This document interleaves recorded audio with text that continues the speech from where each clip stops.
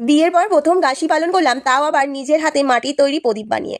প্রদীপগুলো কেমন হয়েছে অবশ্যই জানিও। গতকাল সকালে শ্বশুরমশাই এসে বলল, বৌমা কাল রাতে তো গাছি, তাহলে প্রদীপগুলো বানাতে হবে। আমি বললাম মাটিটা তাহলে এনে দাও, আমি বানিয়েই নেব। তারপরে আমি দেখো প্রদীপগুলো বানিয়ে নিয়েছি। আর গাছিতে কি কি লেগেছে জানো?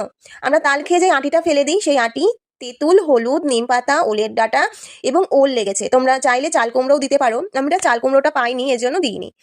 বই, আলতা, সিঁদুর এগুলোও লাগে। আমি কিন্তু সমস্ত প্রদীপগুলো জ্বালিয়ে নেবো এখন। আর আমি উঠেছি জানো কখন? 3:40-এর দিকে। একটা প্রদীপ জ্বালিয়ে আমি কিন্তু দেখো তেঁতুলটা পুড়িয়ে নিচ্ছি।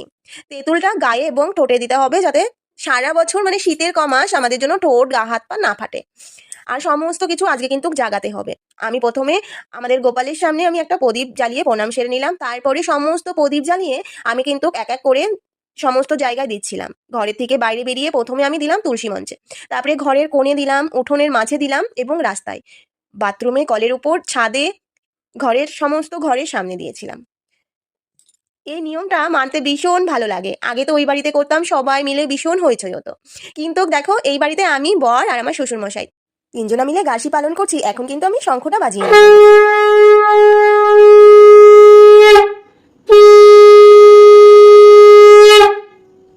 পুজো সেরে তারপরে আমি তুলসী মঞ্চে এসে প্রণামটা সেরে নিলাম এবং কুলোটা বার করে নিলাম। নিয়ে বলছি, মশা মশা পঞ্চমশা, আমাদের বাড়ির মশা পাশের বাড়ি যা, পাশের বাড়ির লোকদের খুঁচে খুঁচে খা। এটাই আমরা কিন্তু ছোটবেলায় বলতাম। তোমরা কি বলো অবশ্যই জানিও।